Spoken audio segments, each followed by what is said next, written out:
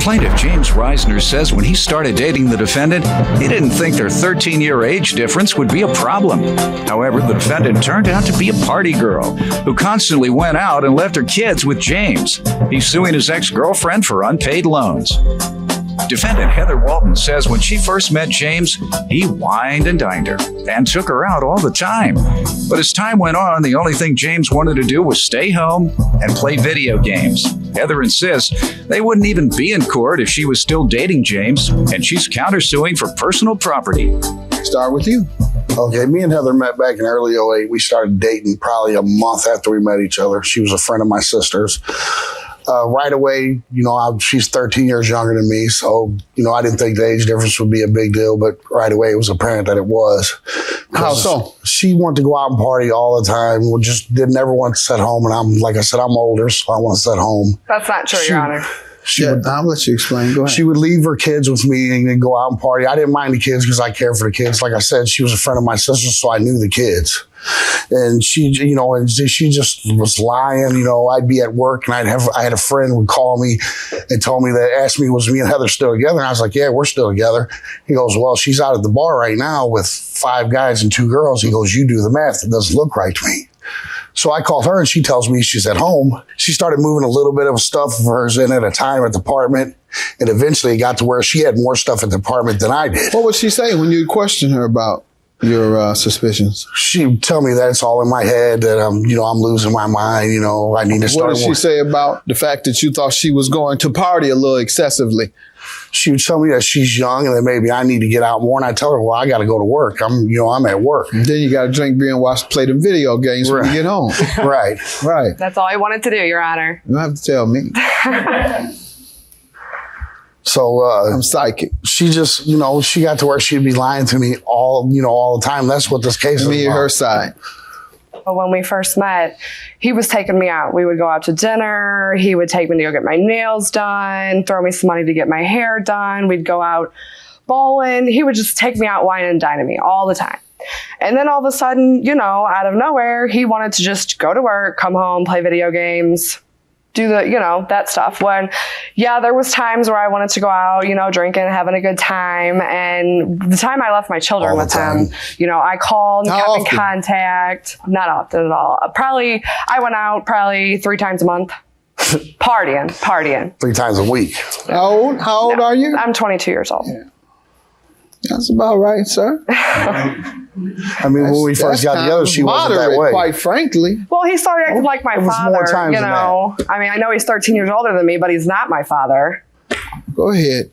Tell me about these loans you're suing for and when and how you all broke up. Okay, well, how we broke up is she just kept lying to me all the time, just constantly lying to me. And how do you know she was lying? Did you ever find her with a man? Well, no, I didn't find her with a man, but she would tell me she was at home and I'd have a friend that lived in the same building as us go to my apartment because he had a key to the apartment in case I ever lost my key. Oh, she was at home that you all stayed in. And she would say she was at that house and he went in the apartment. There was nobody there at all. He'd call me from inside the apartment. She would say she was there. Yeah, she said she was there and I'd try and call her back and she wouldn't answer the phone. So when I got home, I'd be like, I tried to call you back. You weren't there. My buddy was in here. Wasn't nobody here. And she'd start a big fight and, it turned into where I was apologizing for stuff I didn't even do wrong because I just didn't want her yelling at me. So I just couldn't take it. That's pretty clever. That's not how it went either. No more. So, finally, I just ended the relationship. But before I could end the relationship, she was telling me that she was trying to go to beauty school and that she didn't have enough money for it. Well, my mother got a settlement and she gave me some money. So, I figured me and her there was might be something there. But just in case there wasn't, I loaned her the money and I had her sign a note for me. How much was the money? It was $2,700 the first loan was. You loaned $2,700. Right. And then she came to me maybe a week and a half, 2 weeks later and told me she needed $85 for a book. For a beauty school, All right, you do need books there. Well, I thought it was just like hair curlers and... No. In fact, they have a written exam and they have a practical exam.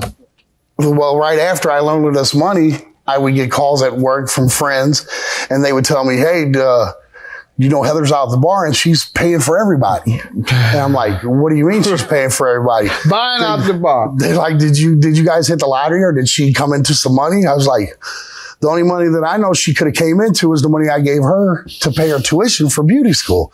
And I'd ask her, can I see your tuition papers? Can I see your, when are you going to start school? And she'd always come up with an excuse and, and she'd figure out a way I wouldn't ask her no more questions about that, make me forget about that. Like I said, turn it around to where yes, I would. I felt like I was wrong. So I'd be apologizing by the end of the night. So and she still hasn't paid any of the money? No. Do you know whether she ever went to cosmetology? Not that I'm aware of. Ma'am, what do you want to say? Well, Your Honor, for one, we wouldn't even be here if I was still going out with him. And in the letter, He said he broke up with you. No, I split up with him. Well, it was kind of mutual. He became controlling, if I told him I was at the grocery store and I wasn't lying, he'd have somebody come check up on me. That's because she was lying all the time. No. Okay. And the loan, did you obtain it for the purpose of going to cosmetology school? And did you go? I did it first, but no, sir, I did not go. You started? My intentions were to take the money and go. What happened? I paid some bills I owed and bought some clothes and took other men out with my money. Never took any other men out with his money, never. Whatever. I'm sitting here because I'm having a flashback. And then I needed gas money for the week. Now I'm a woman, and I know he doesn't like for me to talk about. I got 3 brothers, so we don't know which one I'm talking about. I know my brother. It's pretty decent money. He totaled his car, give him some pretty significant money. Didn't want it back, just helping you out. But not trusting him very much, knowing that he'll blow the money, I write the check to my buddy. And I say, you go with him to get a nice little late model car with no more than 20, 30,000 miles on it. You go pick it out with him because I know what he'll do. Goes and picks it out. I say, okay, you picked it out? Yeah. I said, okay, now you can go ahead and give him the money. Well, next thing I know, he calls me, Gregory, I found another car.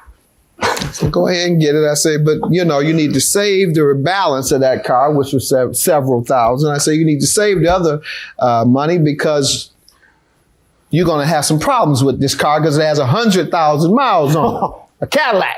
Oh, let me be quiet. But an old one, very old one. Now I gave him the money to get a 2006. He goes to get an old one.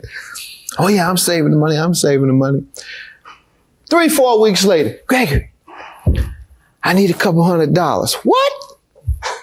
You spent all that money? Oh no, I paid some bills. Let me see the bills. Showed me the bills. Bills add up to about $700. Who then went through it too, right? That's not the worst of it.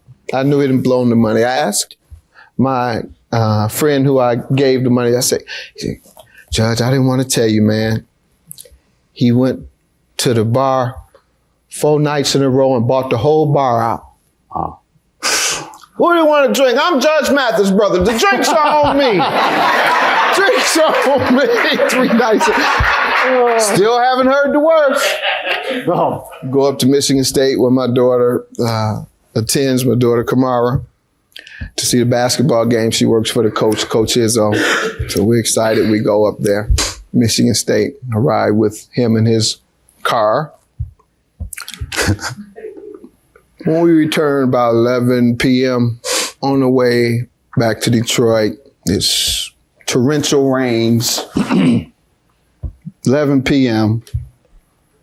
and the car breaks down. It's like the old days. So Judge Mathis is out on the freeway for 2 hours with my brother who spent all the money at the bar.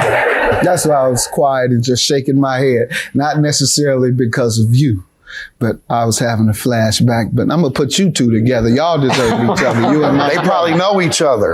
They probably know each other. I'll leave it alone. And he can get mad if he wants to. But this is the way I get my relatives back.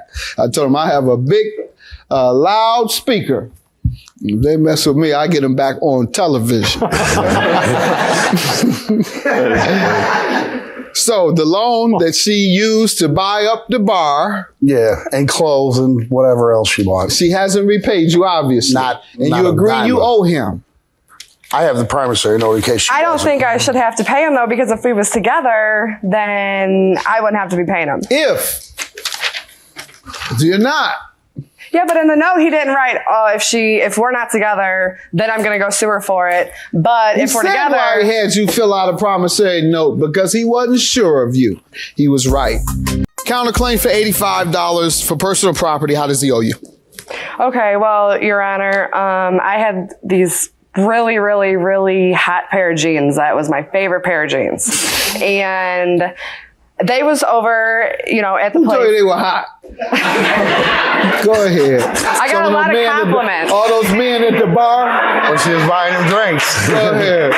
No, Go ahead. I just personally thought they were hot jeans. Go ahead. Well, he knew that they were my favorite pair of jeans. So he decides, well, we want to get into it. We want to fight. She wants to break up with me. I'm going to tear him up. I'm going to rip him up. They was at my house. I told her to come get her stuff, and she left him at the house. So That doesn't give him a right to tear him How up. long were they there?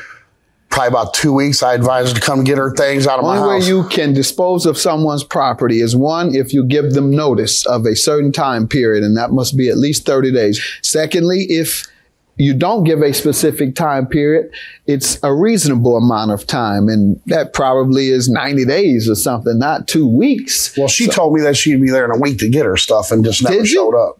Told them you'd be there in a week? No, Your Honor.